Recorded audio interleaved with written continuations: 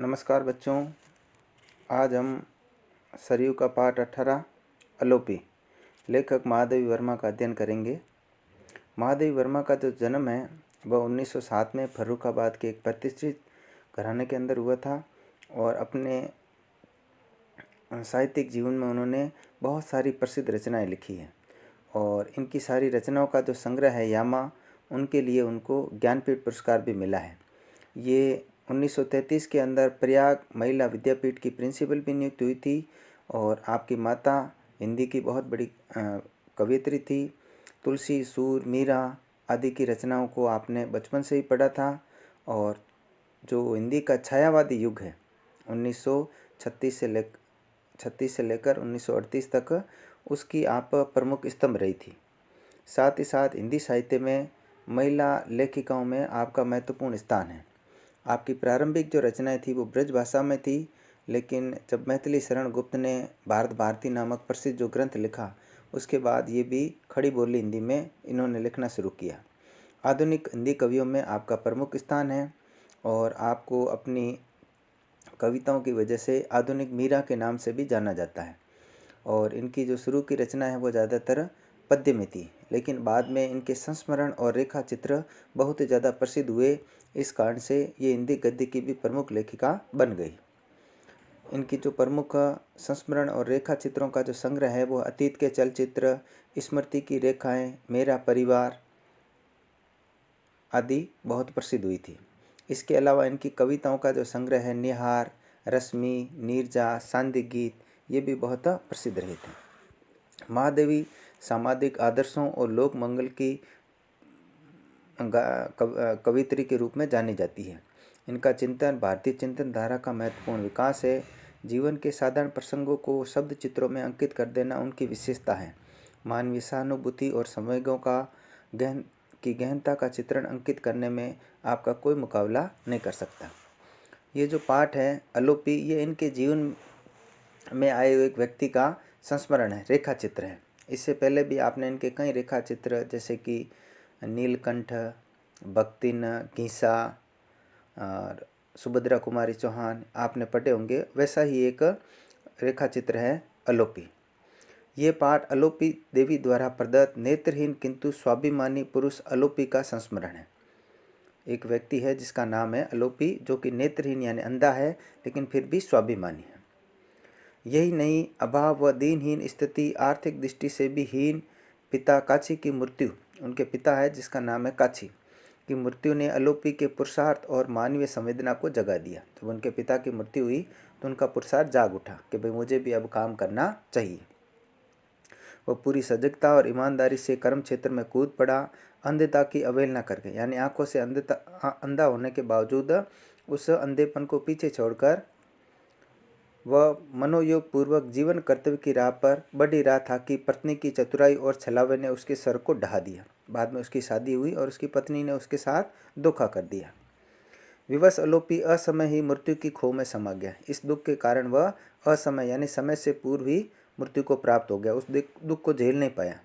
नियति यानी भाग्य के व्यंग से जीवन और संसार के छल से मृत्यु पाने वाले अलोपी की जीवन यात्रा की सार्थकता पर एक बड़ा प्रश्न चिन्ह अंकित करता हुआ संस्मरण आत्मा के सौंदर्य की व्याख्या अवश्य करता है कि भाई वो इस संसार में आया, उसका आना जरूरी था या नहीं था। वो आया तो इस संसार को क्या फ़ायदा हुआ, लेकिन साथ ही साथ ये बताता है कि वो अंदर से कितना सुंदर था, उसके अंदर की जो भावनाएं थी, संवेदनाएं थी, वो कितनी सुंदर थी। अब पाठ यहाँ से शुरू हो रहा है। अंधे अलोपी के घटना शून्य जीवन में उपयोगिता का एक परमाणु है या नहीं, इसकी खोज कोई तत्व वैज्ञानिक ही कर सकेगा। यानी वो संसार में आया, प्रत्येक व्यक्ति का संसार में आना कुछ न कुछ उसका मूल्य निर्धारित करता है, लेकिन अलोपी आया, उसका कोई मूल्य था या नहीं, ये तो कोई तत्व वैज्ञानिक है, वही बता सकता है, मैं नहीं।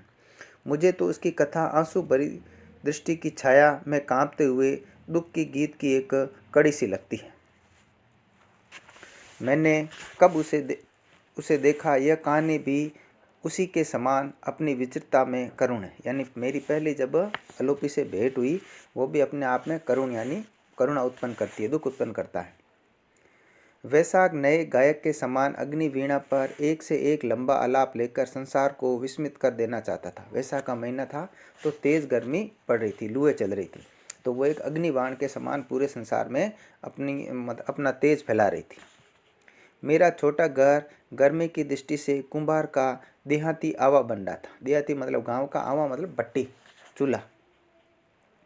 और हवा से खुलते बंद होते खिड़की दरवाजों के कोलाहल के कारण आधुनिक कारखाने की भ्रांति उत्पन्न करता था। ऐसा लग रहा था जैसा मेरा पूरा घर जो है वो एक कारखाना है, क्योंकि खिड़की और दरवाजे हवा से टकराने के कारण बार बार आवाज़ कर रहे थे। मैं इस मुखर ज्वाला के उपयुक्त ही काम कर रही थी, अर्थात उत्तर पुस्तिकाओं में अंधाधुंध भरे ज्ञान अज्ञान की राशि को विवेक से तपा कर ज्ञान कणों का मूल्य निश्चित कर रही थी। यानी वह अपने जो छात्र हैं उनकी कॉपियां चेक कर रही थी, उसमें उन्होंने कैसा लिखा था उसके अनुसार वो उनको नंबर दे रही थी। तो ये काम भी काफ़ी बोरियत भरा होता है, और बाहर का मौसम भी काफ़ी बोरियत भरा था। हम लोग भी कैसे विचित्र हैं, जब बर्फ़, खस की टट्टी मतलब घास फूस की झोंपड़ी, बिजली के पंखे आदि अनेक कृत्रिम उपचारों से भी हम अपनी बुद्धि का पिघलना नहीं रोक सकते, तब दूसरों के ज्ञान की परीक्षा लेने बैठे। यानी बच्चों ने क्या लिखा होगा, उसके अंदर कितनी अक्ल है, उसको मापने बैठे।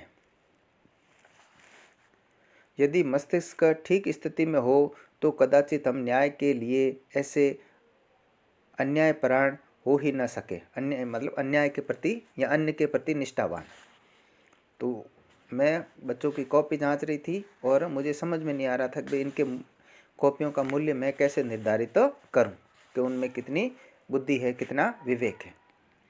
तीसरा पहर थके यात्रा के समान मानो ठहर ठहर कर बढ़ता चला जा रहा था। तीसरा पहर दोपहर का समय, दोपहर के बाद का समय, और मेरे हाथ तथा दृष्टि में पृष्ठों पर दौड़ने की प्रतियोगिता चल रही थी। हाथ भी तेजी से चल रहे थे और ज़्यादा से ज़्यादा कॉपियाँ जांचने का प्रयत्न कर रही थी।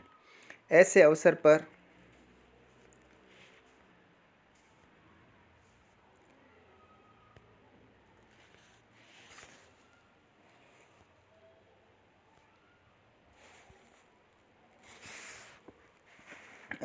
पर किसी का भी आना हमारी अधीरता में जुल्लाहट का पुट मिला देता है। और इस समय यदि कोई दोपहर को घर के बाहर आ जाए तो हमें उठ के जाना पड़े तो हमें और ज़्यादा गुस्सा आ सकता है।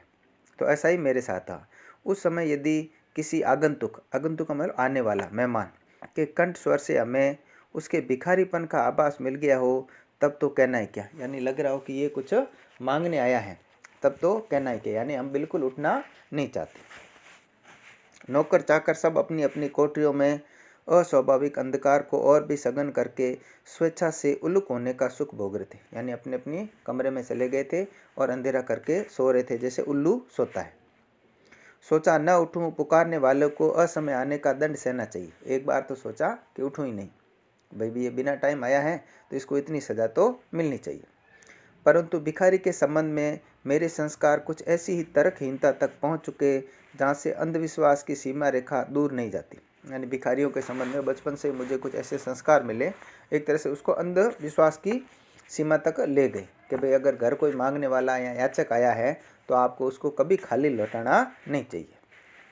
बचपन से बड़े होने तक माँ ने न जाने कितनी व्याख्या उपव्याख्याओं के साथ इस व्यवहार सूत्र को समझाती रही कि हमारी शिष्टता की परीक्षा तब नहीं हो सकती जब कोई बड़ा अतिथि हमें अपनी कृपा का दान देने घर आता है, वरन उस समय होती है जब कोई भूला भटका भिखारी द्वार पर खड़ा होकर हमारी दया के कण के लिए हाथ फैलाता। तो ये एक प्रश्न भी बनता है आपके कि महादेवी वर्मा की माँ ने बचपन से उसको भिखारियों के संबंध में क्या शिक्षा दी या आगतुओं के संबंध में क्या शिक्षा दी। तो उसने बताया था कि हमारी शिष्टता की परीक्षा तब नहीं होती जब कोई बड़ा अतिथि हमारे घर आता है और हमें कुछ देकर जाता है, बल्कि उस समय होती है जब कोई याचक हमारे द्वार पर दया के लिए हाथ फैलाता है।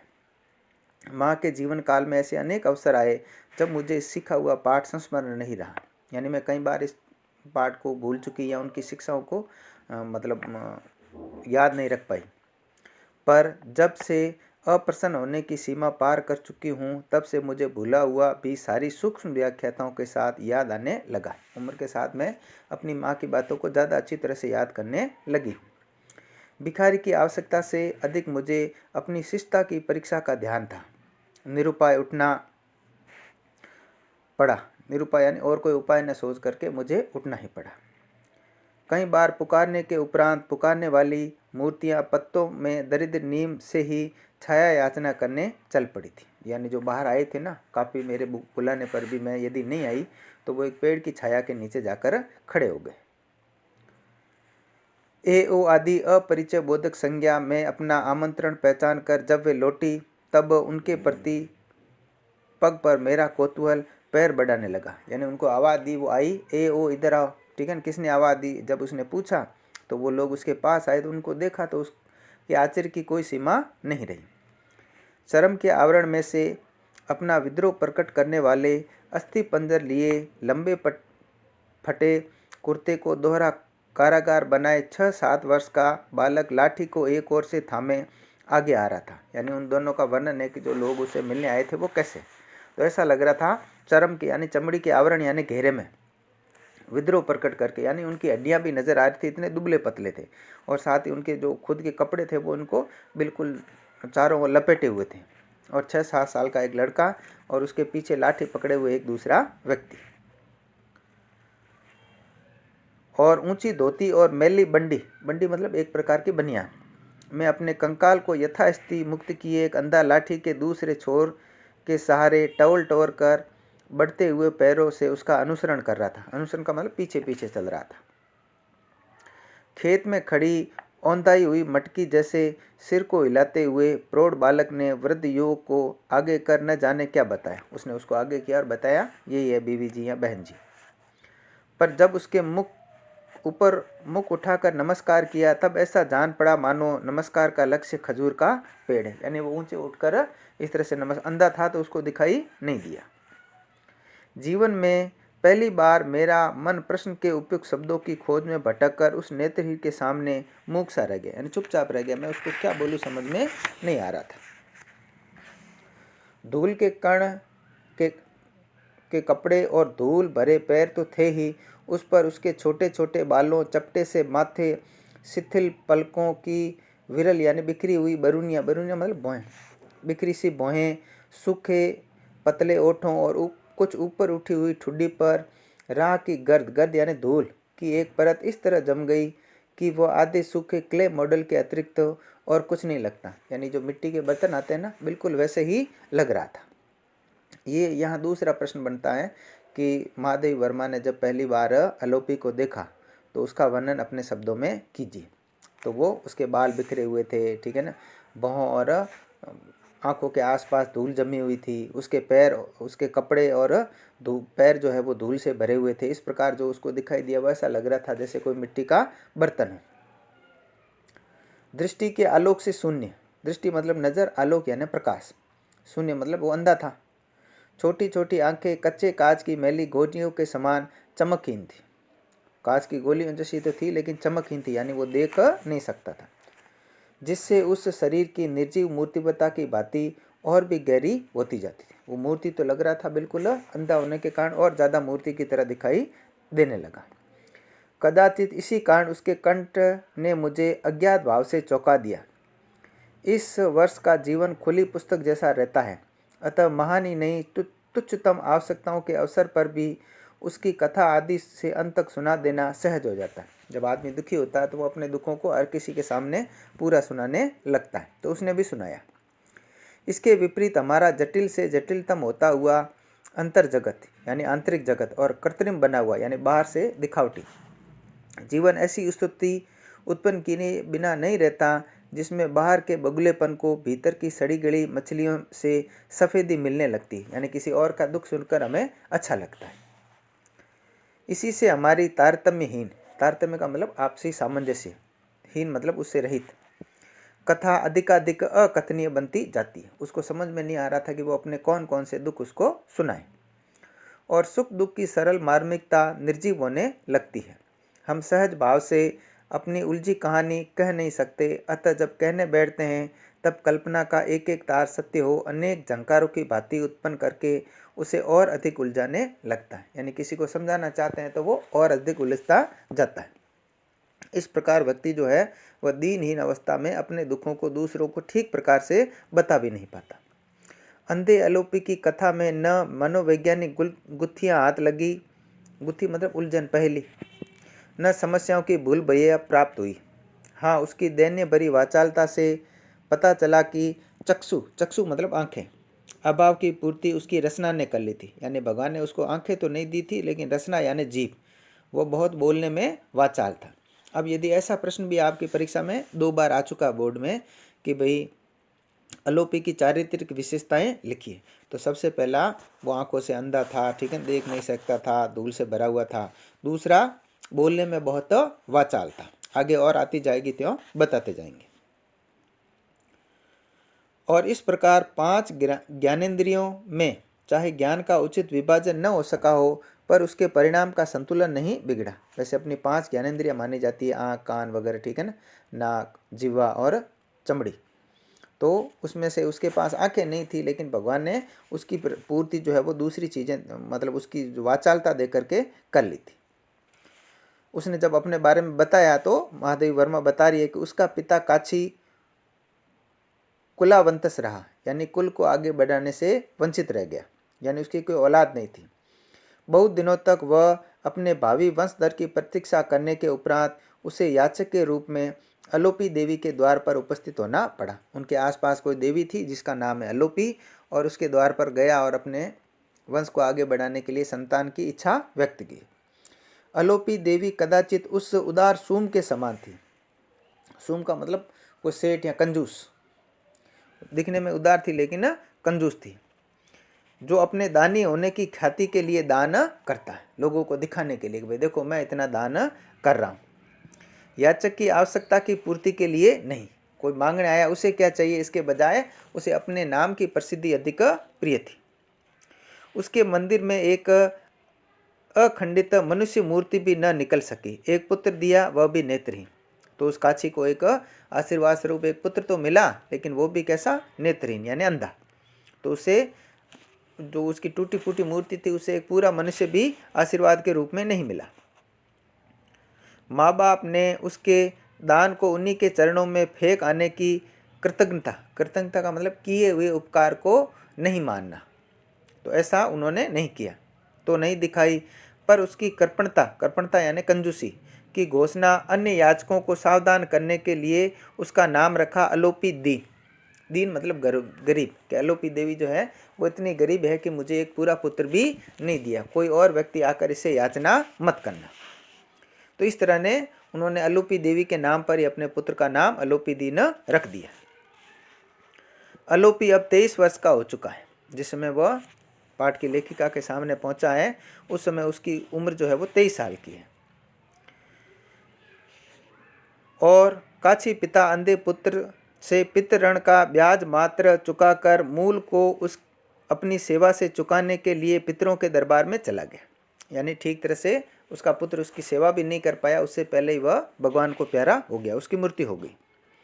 माँ तरकारियाँ लेकर फेरी लगाती, यानी घर घर में जाकर सब्जियाँ बेचा करती थी।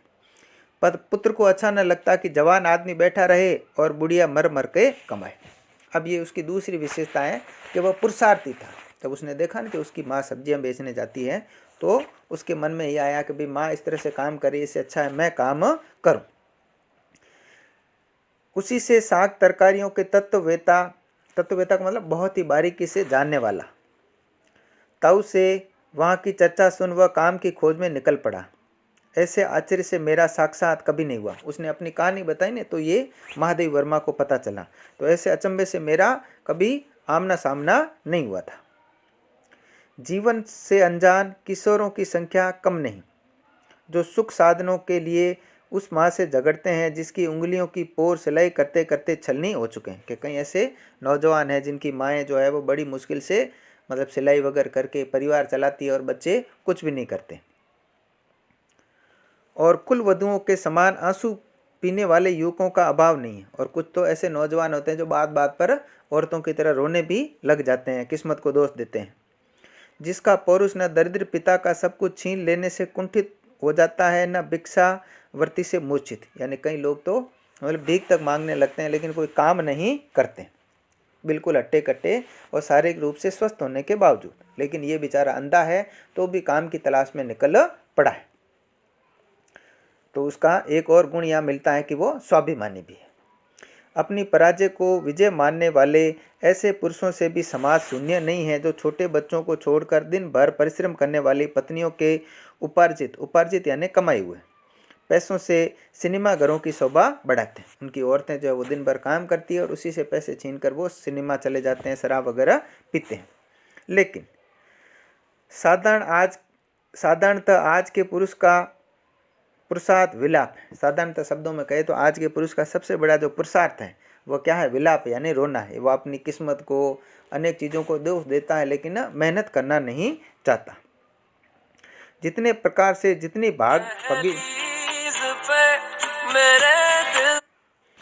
भाव भंगिमाओं के साथ, जितने स्वरों में वह अपने निराश जीवन का मर्सिया एक प्रकार का ग्रीक का लोकगीत है, जो दुख के समय गाया जाता है। जीवन का मर्सिया गा सके, अपनी असमर्थता का स्यापा कर सके, उतना ही वह स्तुति का मतलब स्तुति करने योग्य, प्रशंसा करने योग्य, उतना ही अधिक पुरुष के नाम के उपयुक्त है। आजकल के मनुष्य जो है वो अपने जीवन की जो अभाव है, दुख है, उसको गीत की तरह गा कर दूसरे लोगों को सुनाना ही अपने जीवन का उद्देश्य मानते हैं, लेकिन उन दुखों को दूर करने का प्रयत्न वो नहीं करते। अंधी आंखों को आकाश की ओर उठाकर अपने पुरुषार्थ की दुहाई देने वाले अलोपी को ऐसी परंपरा के न्यायालय में प्राण दंड के अतिरिक्त और कुछ नहीं मिल सकता था। यानी लोगों की तो ये परंपरा थी कि वो ज़्यादातर काम ही नहीं करते, वो तो बेचारा अंधा था, लेकिन फिर उसने हिम्मत दिलाई, हिम्मत की, उसका स्वाभिमान जाग उठा, तो वो काम की तलाश में निकल पड़ा। तो महादेवी कह रही है कि भाई इसने ऐसी हिम्मत की तो उसका दंड तो उसे मृत्यु के रूप में ही मिल सकता था, और क्या मिलेगा बेचारे को, क्योंकि वो अंधा था। कुछ प्रकृतिस्थ यानी स्वभाव के अनुरूप होकर मैंने प्रश्न किया, तुम यहाँ कौन सा काम कर सकते हो? अलोपी पहले से ही सब सोच समझ कर आया था। जैसे उसने प्रश्न किया ना, तो वो पहले तैयारी करके आया था। उसने कहा, यहाँ देहात के खेतों से सस्ती और अच्छी तरकारियाँ लाएगा, मेरे लिए और छात्रावास के विद्यार्थियों के लिए, यानी आपके घर के लिए भी और छात्रावास के जो विद्यार्थी हैं उनके लिए भी मैं सब्जियां और तरकारियां लेकर आऊँगा। अपने जीवन व्यापी अंधेरेपन में वह ऐसा व्यवसाय में उलझा हुआ कर्तव्य किस प्रकार संभाल सकेगा, यह पूछने का अवकाश न देकर अलोपी ने अपने फुफेरे भाई रघु की ओर संकेत कर बताया कि उन दोनों के सम्मिलित पुरुषार्थ से कठिनतम कार्य भी संभव होते रहते हैं। वो पूछती ना, उससे पहले उसने पूछती कि भाई तू अंधा है, तू कैसे लाएगा। उससे पहले उसने वो छोटे से बच्चे रघु को आगे कर दिया और कहा, हम दोनों मिल करके ये काम, कैसा भी कठिन काम हो हम कर लेंगे। प्रस्ताव अभूतपूर्व था, यानी ऐसा प्रस्ताव मेरे सामने पहले कभी नहीं आया था, पर मैं भी कुछ कम विचित्र नहीं। इसी से रघु और अलोपी अपने दुर्बल कंधों पर कर्तव्य का गुरु भार लाद कर लौटे। मैं भी कुछ प्रयोग करने में पीछे नहीं थी, तो मैंने उन दोनों को ये काम दे दिया। तो वो दोनों खुशी खुशी अपने नए काम का बोझ जो है वो अपने कंधों पर लेकर घर की ओर रवाना हो गए। दूसरे दिन सवेरे ही एक हाथ में रघु को लाठी का छोर थामे और दूसरे से सिर पर रखी बड़ी सी छाबड़ी संभाले हुए अलोपी मालिक हो पुकारने लगा।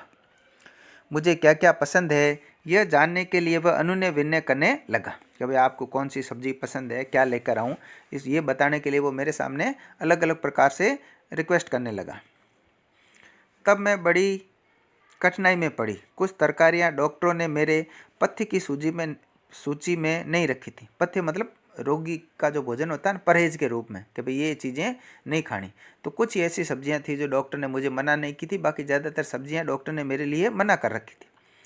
तथा शेष के लिए सदा से यही नियम रहा कि जो भक्तिन के विवेक को रुचे वह मुझे स्वीकृत हो। भक्तिन ये भी इनका एक संस्मरण है, जो पहले 12वीं हिंदी में एक पाठ था भक्तिन नाम से, तो उनकी वो नौकरानी थी जो उनके लिए खाना वगैरह बनाया करती थी। तो जो भक्तिन बना कर दे देती मैं वही खा लेती थी। फिर जिसे वर्ष में कुछ महीने दही पर, कुछ फल पर, कुछ खिचड़ी दलिया आदि पथ्य पर बिताने पड़े हो, वह रुचि के संबंध में वीतराग हो ही जाता है, यानी उसकी खुद की कोई इच्छा नहीं रहती, जो मिल जाए वही खा लेता है। पर अलोपी को निराश न करने के लिए मैंने सब ले लिया कि भाई ये पहली बार अंधा होकर भी इतने पुरुषार्थ से काम कर रहा है, तो मैंने उसका मन रखने के लिए सारी सब्जियां ले ली। जिसे वह मेरे लिए लाया था। पैसे देते समय आलोपी ने कहा वह महीने पर लेगा। अभी होशियार था कि भाई आज दे लेकर ये, ऐसा नहीं कि मना कर दे। तो उसने कहा महीने भर सब्जियां दूंगा, फिर एक साथ लूँगा। जब मैंने अपने भूल जाने की संभावना और हिसाब लिखने की विरक्ति की व्याख्या आरंभ की, तब उसने बहुत विश्वास के साथ समझाया कि वह 10 तक पहाड़ी और पहली किताब के विद्वान ताऊ की सहायता से मेरा हिसाब ठीक रखेगा। यानी मैं हिसाब में ठीक ठाक आपको हिसाब बनाकर दे दूंगा, और मुझे पहाड़े वगैरह आते हैं, और मेरे एक ताऊ है उनसे पूछकर मैं लिखता जाऊंगा। छात्रावास का यहाँ की मैट्रेन रखेगी, और छात्रावास में जो दूंगी, वहाँ पर जो छात्रावास में जो एक औरत जो है जो वहाँ संभालने के लिए रखी है, सहायिका या वार्डन, वो वहाँ का हिसाब रख लेगी। वहाँ इस युगल मूर्ति को लेकर जो विनोदात्मक कोलाहल मचा, उसके संबंध में गिरा अन्य नयन बिनु बानी कहना ही ठीक होगा। यानी जब वो छात्रावास सब्जियां लेकर गया तो वहाँ की लड़कियों ने मैट्रेन के बीच में जो दृश्य उत्पन्न हुआ, उसके बीच में तो जो अंधे गूंगा व्यक्ति है और उसको कुछ मीठा खाने को दे दें तो उसका वर्णन वो नहीं कर पाता है, ठीक है। तो बिल्कुल वैसा ही कोलाहल उत्पन्न हुआ होगा। पर 2-4 दिन में ही आलोपी सबकी ममता का पात्र बन गया। 2-4 दिन गया तो वहां सबसे घुल मिल गया। उसे जो स्वच्छंदता प्राप्त थी वह दूसरे नौकरों को मिल ही नहीं सकती थी। यानी वो कहीं भी आ सकता था, किसी से भी बात कर लेता, बोल लेता, तो कोई बुरा नहीं मानता था। मेज के लिए आंगन के एक कोने में वह पैर फैलाकर बैठता और तोलकर लाई हुई तरकारियों को फिर वहां के बड़े तराजू पर तोलने लगता। उसका स्पर्श ज्ञान इतना बढ़ गया कि लौकी, कद्दू, कटहल आदि को हाथ में लेते ही वह उनका तोल बताता देता था। तुलाते तुलाते वह साग, तरकारियों के प्रकार और खेतों के संबंध में महाराजीन, बारी आदि को न जाने कितना ज्ञातव्य बताता चलता है। यानी खेतों के बारे में, फसलों के बारे में जानकारी जो होती थी ना, कि भाई कौन सी फसल किस मौसम में अच्छी होती है, इसके लिए कितना पानी चाहिए, कैसी मिट्टी चाहिए, उनके बारे में भी वो बताता जाता, क्योंकि वो स्वभाव से बहुत वाचाल था, ज़्यादा बोलने वाला। प्राय छोटी बालिकाएं उसे घेर कर चिड़िया की तरह चहकती ही रहती। उनके लिए वह अमरूद, बेर आदि भी लाने लगा। छोटी बच्चियों को पसंद होता है तो वो उनके लिए ऐसी खाने की चीज़ें ले आता, जिसके दाम के संबंध में कुछ निश्चित रूप से नहीं कहा जा सकता कि वो उनसे पैसा लेता था या नहीं। एक दिन जब कॉलेज के फल वाले ने शिकायत की कि अंधा फल लाकर बच्चों को बांटता है जिससे उसके व्यापार को हानि पहुंचेगी, एक जो फल वाला था उसने शिकायत कर दी। तब मैंने आलोपी से पूछा। उसने दांत से जीभ की नोक दबाकर सिर हिलाते हुए उत्तर दिया। उसका भावार्थ यह था कि दाम उसे मिल जाता है सब्जियां बेचने से, फिर वह स्कूल के समय तो आता नहीं, अतः फल लाने वाले को क्या हानि होगी।